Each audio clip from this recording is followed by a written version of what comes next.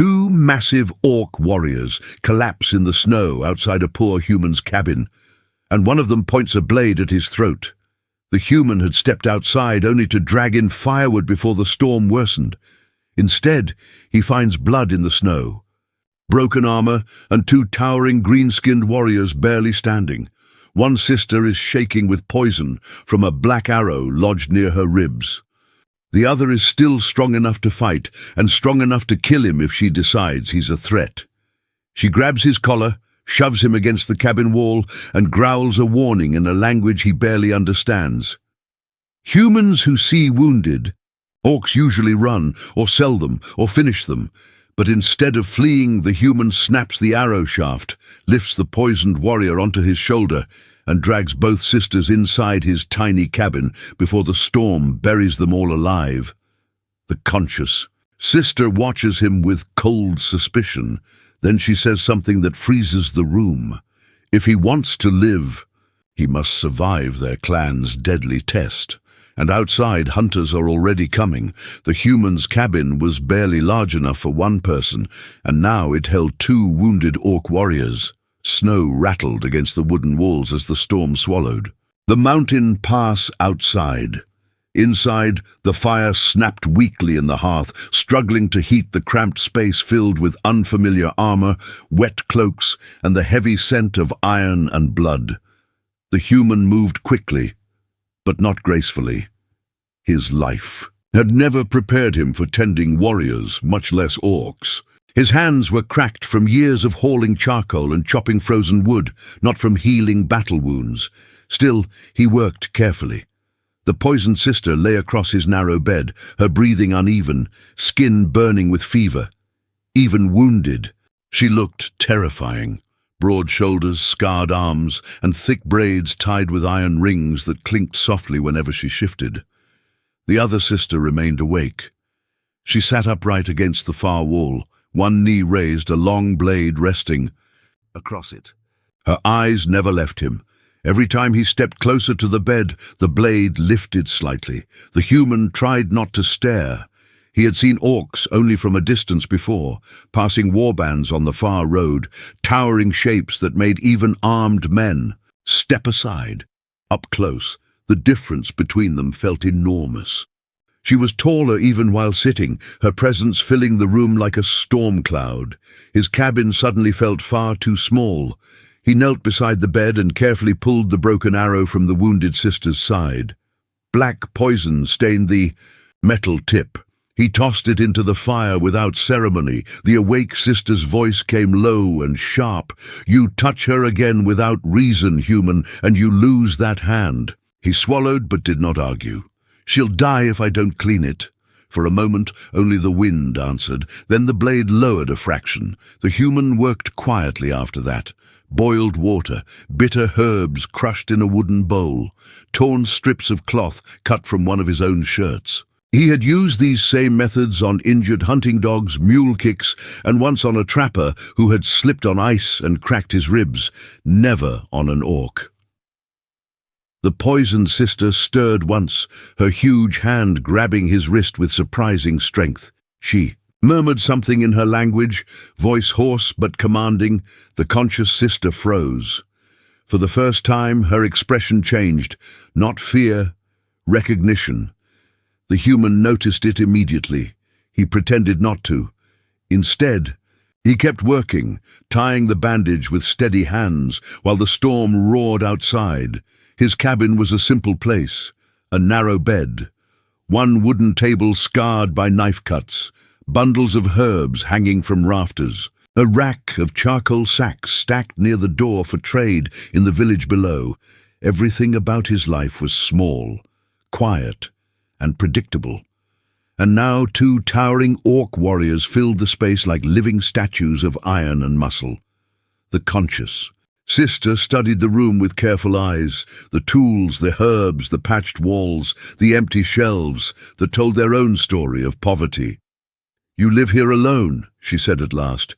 "Yes. No clan, no family, no." She tilted her head slightly, studying him as if he were a strange animal. "You helped strangers who could crush your skull with one hand." He shrugged. You were bleeding on my doorstep." That answer seemed to confuse her more than bravery would have. For a while, silence returned. Only the fire cracked. Only the wind howled. Then, far beyond the storm, something echoed through the mountains, a deep horn. The awake sister's head snapped toward the door. Her eyes darkened instantly. The human noticed something in that look that made his stomach tighten. Those hunters she mentioned earlier, they weren't just tracking wounded warriors. They were hunting someone important, and suddenly the small cabin felt like the worst place in the mountains to be found. The horn echoed again somewhere beyond the storm, low and distant, like a warning carried through the mountains. The human stood still beside the fire, listening. The conscious orc sister did not move for several seconds. Her eyes narrowed toward the door, every muscle in her body suddenly tense. "That horn," the human said quietly. "Hunters?" The orc did not answer immediately. Instead, she rose slowly, towering over the small room. Even wounded and exhausted, she moved with the silent control of a trained warrior. She stepped toward the narrow window slit in the cabin wall and pushed the frost aside with 2 fingers.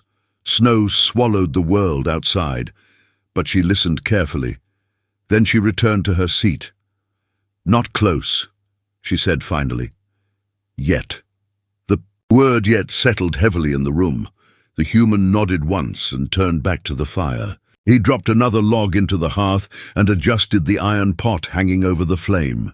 Steam rose slowly from the thin stew inside, rabbit bones, root vegetables, a handful of dried herbs, hardly a warrior's meal. Still, it was all he had. Behind him, the poisoned sister groaned softly in her sleep. The fever had not broken yet. The human carried a bowl to the bedside and knelt carefully. The conscious sister watched every movement. "Move slowly," she warned. "I am," he replied. He dipped a cloth into the warm broth and gently pressed it against the poisoned wound. The herbs he had crushed earlier had darkened the bandage, drawing some of the poison outward. The injured orc's skin burned with heat. "Your sister is strong," he said quietly. "Most men would already be dead from that poison." The awake sister folded her arms. "She is not most men."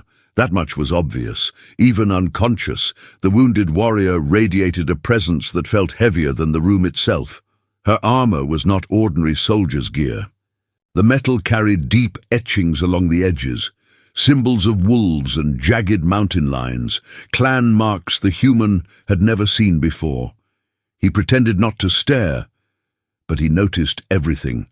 When the poisoned sister stirred again, her large hand clamped suddenly around his wrist. Her eyes opened halfway. They were dark gold. For a moment she seemed confused. Then she looked directly at him. "Human," she murmured weakly. Her voice carried weight even through fever. The other sister leaned forward instantly. "What do you see?" she asked her. The injured warrior blinked slowly. Then she released the human's wrist. "Fire," she muttered. "Warm." Her eyes closed again. The room went quiet. The conscious sister studied the human with a strange expression. "You calm her," she said. "I fed her," he replied simply.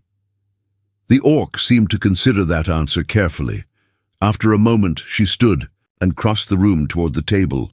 Her movement alone nearly filled the cabin. She picked up one of the wooden bowls and examined it. "So this is human food," she said. "You say that like it's dangerous." She sniffed the stew. "It smells weak." He allowed himself a small, tired smile. "That's because it is." 2. His surprise, the orc gave a short, rough laugh. The sound was sudden and deep like distant thunder. She took a bite, then another. Then she shook her head slightly. "You feed warriors rabbit broth. You arrived bleeding in a snowstorm," the human replied calmly. "You're lucky it isn't boiled bark." For the first time since entering the cabin, the warrior's expression softened. Only a little. But it was there. The night deepened outside. Wind rattled the wooden walls, and snow piled against the door. Inside, the small cabin filled slowly with the rhythm of survival. The human cleaned the wound again.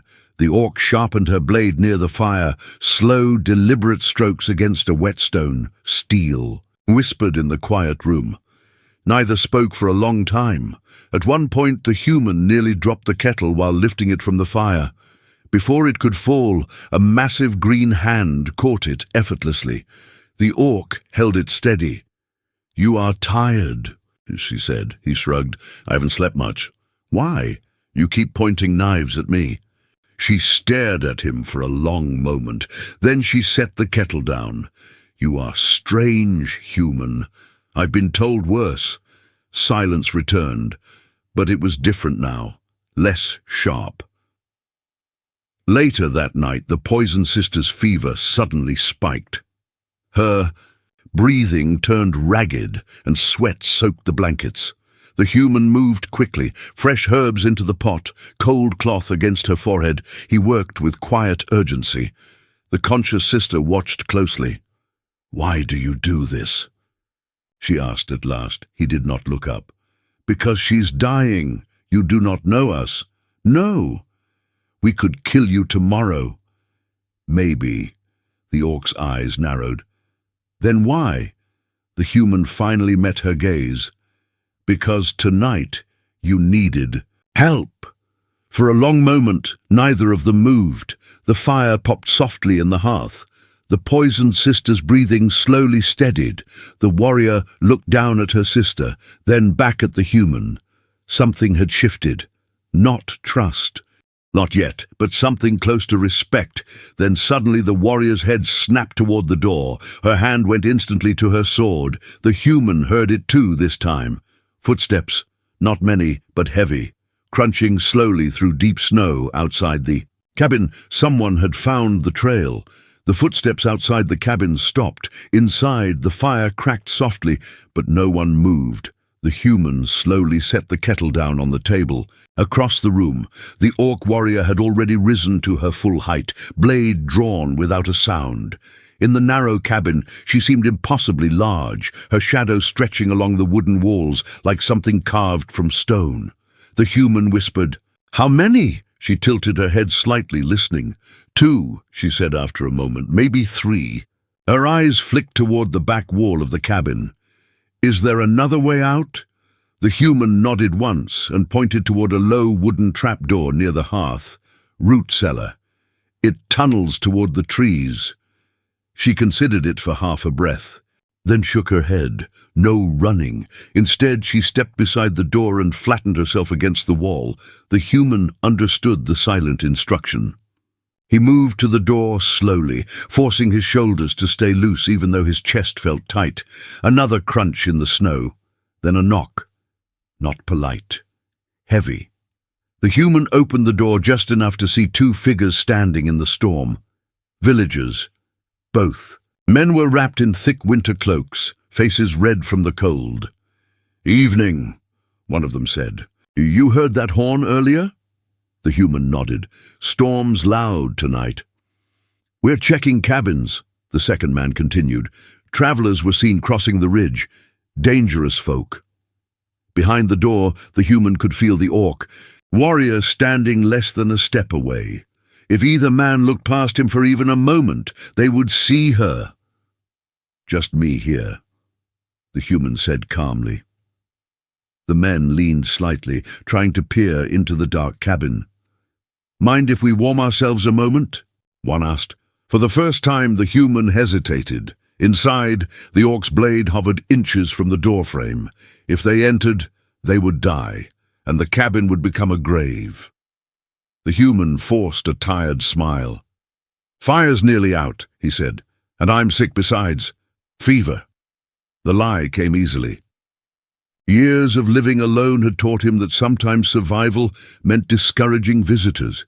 One of the men grimaced. "Don't want that," he muttered. The other nodded.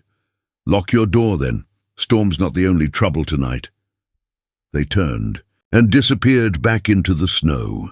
The human shut the door slowly. The room remained silent for several seconds. Then the orc warrior lowered her blade. "You lied well," she said. "I prefer not to watch people die in my kitchen." For the first time, she studied him with something deeper than suspicion. "Most humans would have sold us," he shrugged. "I don't know where you'd sell two angry giants." The corner of her mouth twitched again. Not quite a smile. Across the room, the injured sister stirred. Her breathing had steadied through the night, though weakness still clung to her movements. She pushed herself upright slightly, leaning against the wall. "Visitors?" she asked hoarsely. "Yes," the warrior answered. "Hunters?" "Not yet." The wounded orc looked at the human. "You protected us." He shifted awkwardly under her gaze. "I protected my door." She studied him quietly, as if weighing something far heavier than his words. Then she reached slowly toward her armor lying beside the bed. From a hidden pocket, she removed a small metal token and turned it in her fingers. Even in the dim firelight, the metal gleamed faintly. The human caught a glimpse of the symbol etched into it, a wolf's head surrounded by jagged mountain lines. He had seen that mark before, not clearly, not up close, but once, in the market below the mountains. A trader had shown a coin stamped with the same symbol and warned that it belonged to the ruling war clan of the northern ranges, the kind of clan humans spoke about in whispers. The injured orc noticed his reaction. "You recognize it?" "A little," he admitted. The conscious sister stepped closer instantly, watching him carefully. "What do humans say of that mark?" He hesitated. "Mostly that it belongs to people you don't argue with." The injured sister gave a faint breath of amusement. "Wise humans." She leaned her head back against the wall, exhausted. For a while, none of them spoke. Snow continued to fall outside, thick and heavy. The human returned to the fire and stirred the pot slowly. There wasn't much left. What little meat he had stored for winter was nearly gone already. He noticed the conscious sister watching him again. "You feed us your stores," she said. "Yes. You will starve before spring." "Maybe." "You do not seem concerned," he shrugged. "I've survived worse winters." Her gaze softened slightly. "Your people left you alone here." "My people forget I exist most of the time," he said quietly. The words slipped out before he could stop them. For a moment, the room felt strangely still. The injured sister opened her eyes again. "In my clan," she said slowly, "no one is invisible." "That sounds exhausting." The conscious sister gave a short breath that might have been another laugh. "Sometimes it is." The human leaned back against the wall near the fire, fatigue finally catching up with him. "You said earlier," he said after a moment, "that if I want to live, I must survive your clan's test." Neither orc answered immediately. The injured sister looked toward her twin. Then she sighed quietly. "It was not meant for you." "But now it is," the conscious sister said grimly. The human frowned. "Why?" The injured warrior held up the metal token again. "Because," she said softly, "any human who shelters the daughters of the wolf clan becomes part of their fate." The words hung in the room like falling stone. Before the human could ask anything else, a distant howl rose through the storm. Not a wolf, a horn. Closer now. Much closer. Both orc sisters went completely still. The conscious warrior walked slowly to the window slit and looked outside. When she turned back toward the fire, her face had hardened into something cold and deadly. "They found the trail," she said. Then she looked directly at the human. "You should have let us die in the snow." Outside the cabin, shapes were already moving through the storm. The shapes outside the cabin grew clearer through the blowing snow. At first, the human thought it was only the storm playing tricks on his eyes. But then the figures moved again, slow, disciplined, deliberate. They were spreading out across the tree line, surrounding the small clearing where the cabin stood. The human's chest tightened. "How many?" he asked quietly. The conscious orc sister did not look away from the window slit. "Too many." Her voice carried no panic, only certainty. Behind her, the injured sister pushed herself upright, despite the pain that still dragged through her body. The fever had weakened her, but the moment the horn sounded again, something in her posture changed. She no longer looked like a wounded traveler, she looked like a commander. "Give me my armor," she said calmly. The human stared at her. "You can barely stand." "I can stand long enough." The conscious sister hesitated, then carried the armor pieces to the bed. Even helping her sister strap the plates into place looked like a ritual practiced 100 times before. Watching them together, the human noticed something he had ignored before. The way they moved around each other, the quiet authority in the injured sister's voice, the way the other warriors outside were waiting rather than attacking. These were not just warriors, these were leaders. Outside, a voice suddenly called through the storm, "Daughters of the Wolf Clan." The words rolled through the snow like thunder. The human felt his stomach drop. The conscious sister's jaw tightened. "They found us faster than expected," she muttered. Another voice shouted, "Come out and face the judgment of the clan." The human looked between the two orcs. "Judgment?" Neither answered immediately. The injured sister finished fastening the final armor strap and slowly stood to her full height. She swayed for a moment from weakness, but the other sister steadied her. Even wounded, she towered above the human. Her presence filled the small cabin like a rising storm. "Listen carefully, human," she said quietly. He felt a chill that had nothing to do with the winter outside. "You deserve the truth." The conscious sister's eyes flicked toward the door. "You do not have time for that." "He deserves it," the injured one replied. Then she turned her gaze fully toward the human. "My name," she said, "is Kaelra of the Wolf Clan." The name meant nothing to him, but the other one continued. "And this is my sister, Tharaka." She gestured toward the conscious warrior. "We are not soldiers." The human waited. The words that came next hit him like a hammer. "We are the last daughters of the High War Chief." The room went silent. The human blinked slowly. "You're... what?" "The ruling bloodline," Tharaka said flatly. "Or we were." Outside, the horn sounded again. Louder. Kaelra continued. "Our father ruled the northern clans for 20 winters. When he died, the elders demanded a succession trial." The human frowned. "A trial? Strength decides leadership." "Among our people," Tharaka said, "but not always honestly." Kaelra's golden eyes darkened. "There are those who believe our bloodline should end." The human felt the truth settling heavily in his chest. "You're being hunted." "Yes." "But why poison you instead of killing you?" Kaelra gave a faint, bitter smile. "Because clan law forbids killing an heir before the trial." Tharaka's voice turned colder. "But nothing forbids weakening one." The moment Kaelra spoke the words, the entire cabin fell silent. Even the warriors forcing their way through the broken doorway froze. Snow swirled inside the room, carried by the wind behind them. Massive armored figures filled the entrance, their weapons half raised, but none of them stepped forward. Because, among the Wolf Clan, a bond declared by an heir carried ancient power. The lead warrior lowered his axe slowly. His gaze moved from Kaelra to the human still standing beside her. Disbelief flickered across his face. "You claim this human?" he asked. Kaelra's grip on the human's hand did not loosen. "I do." The warrior's eyes narrowed. "You understand the cost of such a claim." "I understand the law." Murmurs spread among the warriors gathered outside the cabin. Some sounded angry, others sounded stunned.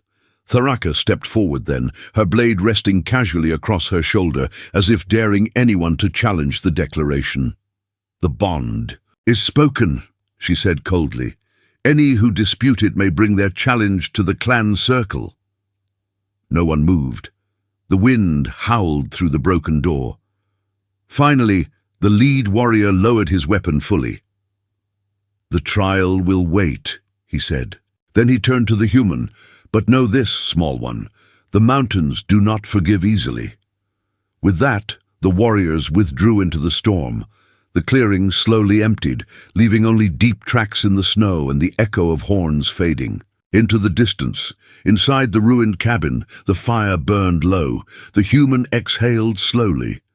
"Well," he said, "that was dramatic." Tharaka barked a short laugh. Kaelra did not laugh. She was watching him carefully. "You understand what you accepted tonight," she said quietly. He looked around the cabin. The broken door, the empty food shelves, the life he had known for years. "I think so." "You cannot return to this life," he nodded. "That part I figured out." Outside, the storm had begun to weaken.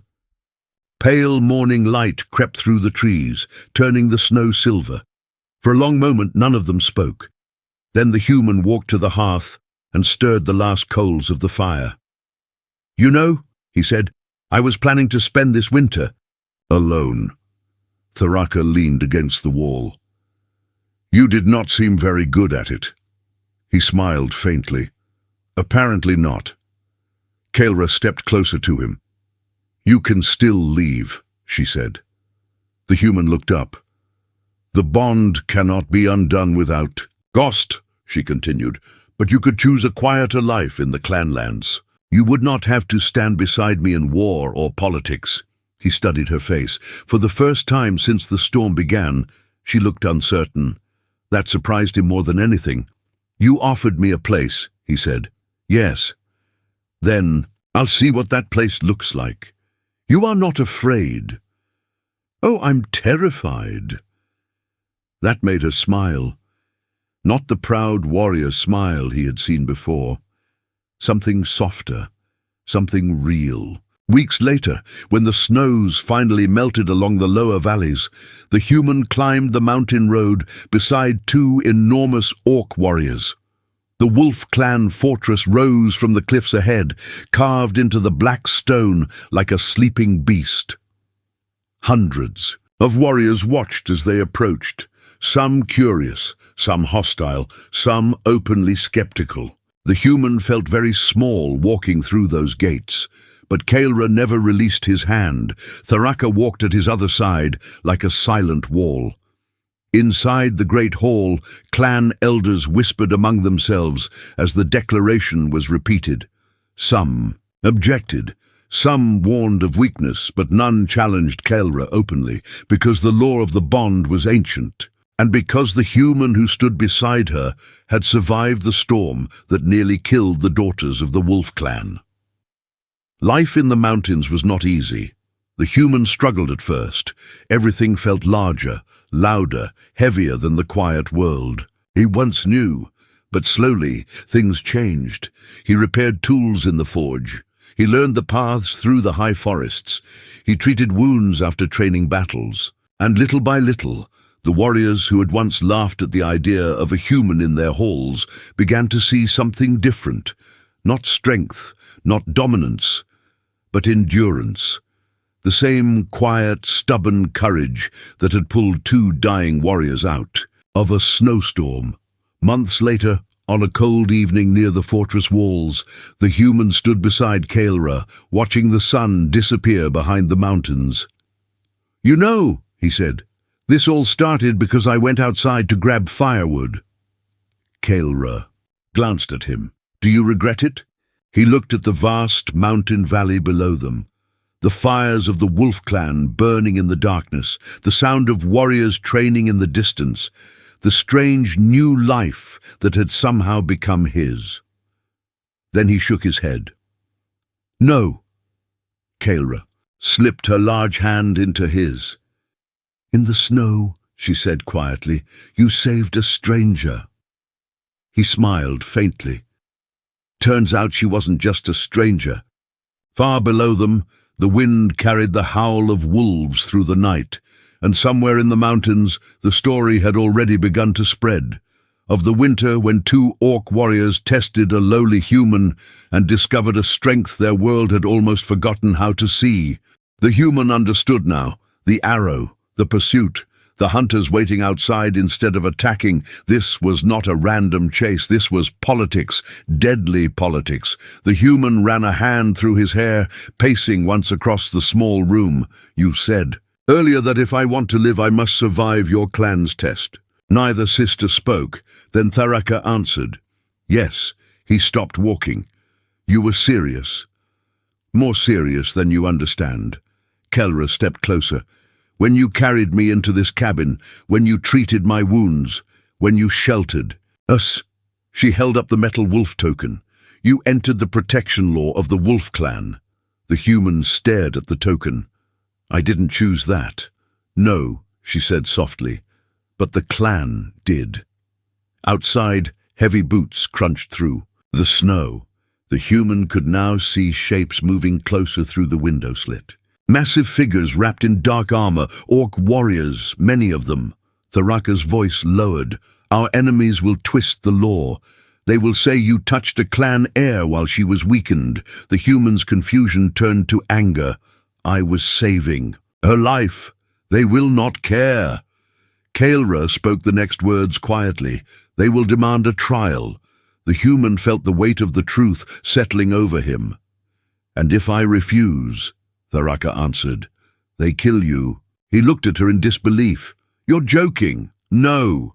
"And if I accept?" Kaelra held his gaze. "Then you must survive the warrior's challenge of the wolf clan."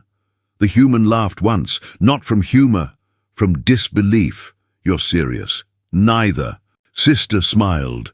He looked around the tiny cabin, his cracked wooden table, his half-empty food shelves, the herbs hanging from the ceiling. His entire life had been simple, invisible, quiet. And now, "You dragged me into a war between giants," he said slowly. Kelra's expression tightened. "We did not intend to." "That doesn't change anything." For the first time since they met, the human stepped back from her, a small distance, but it felt enormous. "You should have told me," he said quietly. The words hit harder than anger. Kaelra's voice softened. "If we had, you would have run." "Maybe. I should have." Outside, the cabin door suddenly shook under a massive blow. "Boom!" A voice roared from the storm. "Come out, Kaelra Wolfborn!" Another strike hit the door. "Boom! Or we drag the human out first." The human closed his eyes briefly. Then he looked at the two towering warriors standing in his tiny cabin, and for the first time since this began, he realized he was no longer just sheltering them. He was standing between them and an entire clan, ready to tear the mountains apart. The door shook again. Boom! Wood splintered slightly near the hinges. Snow drifted through the cracks as the storm howled outside. But the voices beyond the cabin sounded stronger now. More warriors arriving, their heavy steps circling the clearing. The human stood still in the center of the room, the weight of everything pressing down on him at once. This had been his quiet life, his small fire, his lonely winter, and now an entire war clan waited outside his door. Tharaka moved first. She stepped toward the door with her sword drawn, every movement calm and deliberate. "If they break the door," she said quietly, "stay behind us." The human almost laughed. "Behind you?" he said. "You just told me they'll kill me first." "They will try," she answered. Kelra stepped forward then, her golden eyes fixed on the human. "Listen to me." He looked at her, up close. Even wounded and pale from poison, she radiated the kind of authority he had only ever seen in kings and generals from afar. "You cannot stay here," she said. "That much I figured out. If you run into the forest, they will hunt you down before sunrise. And if I walk out that door, they force the trial." He rubbed his face tiredly. Wonderful choices. Outside, another voice shouted, "The cabin is surrounded." Tharaka muttered something in her language under her breath. Kelra's voice cut through the room again. "There is another way." The human frowned. "What way?" She hesitated. That alone told him the answer carried weight. Then she straightened. her posture shifting from wounded survivor to something far more powerful.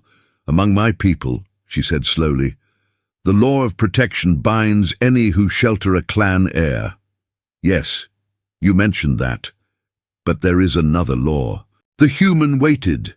"If a clan heir chooses someone as their sworn bond," she continued, "that person becomes part of the clan itself."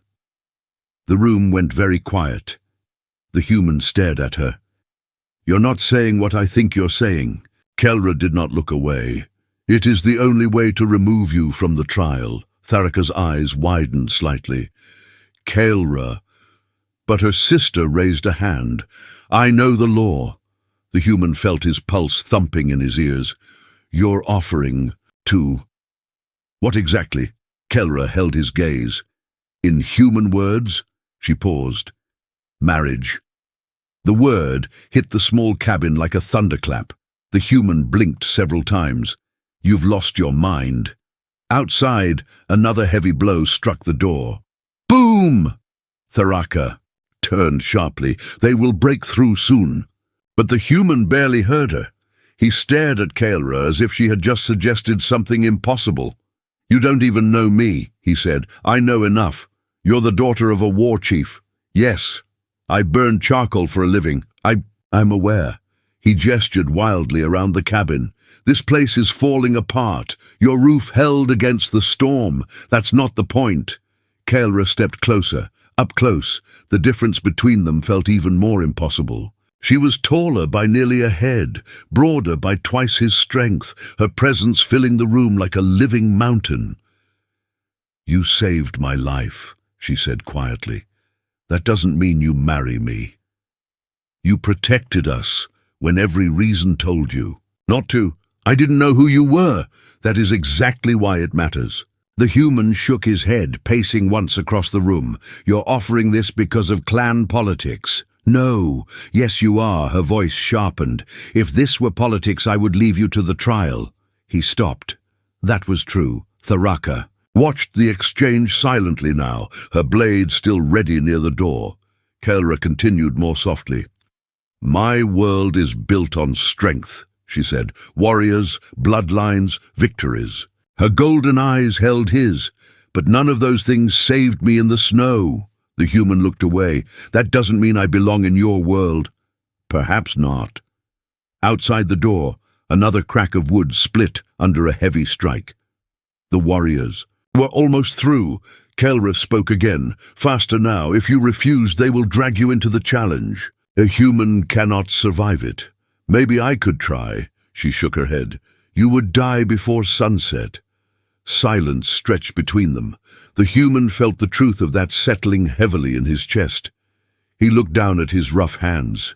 Hands that had spent years hauling wood, tending fires, patching tools. Nothing about him belonged in a warrior's trial. Nothing about him belonged in a clan of giants. "You're offering me protection," he said slowly. "I am offering you a place." "Place where?" "In the Wolf Clan." He let out a breath that was half disbelief, half fear. "I wouldn't survive a week there." "You survived 3 days with us. That's different." "How?" He didn't have a good answer. The door shook violently again. Boom! A voice roared outside. "Last warning!" Tharaka stepped closer to them both. "You must decide now." The human looked from one sister to the other. Tharaka's expression was hard, but not cruel. Kelra's gaze held something else now. Not command, not obligation. Something vulnerable. Something real. "You would lose things if you did this," the human said quietly. "Yes. Your clan might turn on you. They might. You'd tie your future to a poor human nobody respects." Kelra's answer came without hesitation. "I choose who stands beside me." Another crack split through the doorframe. Snow blew into the cabin. The human's heart pounded in his chest. All his life, he had been invisible, unimportant. Now the future of a war clan and his own life hung on a single choice. He looked at Gilra again, then he spoke slowly. "If I accept this—" She waited. "I'm not becoming some pet human in your court." You will be my equal. I don't bow to people who look down on me. Then do not bow. And if your clan hates me—" Kaelra's expression hardened with quiet steel. "Then they answer to me." For a long moment the human said, "Nothing." The door burst halfway open behind them. An armored orc arm forced through the gap. Tharaka moved instantly, slamming it back with the flat of her blade. "Hurry!"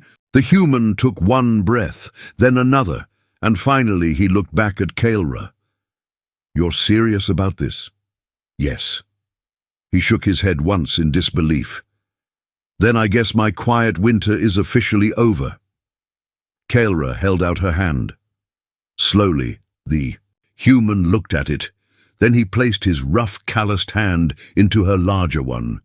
Outside the cabin, the warriors broke through the door, just as Kaelra turned toward them and spoke a single thunderous command. "This human stands under my bond,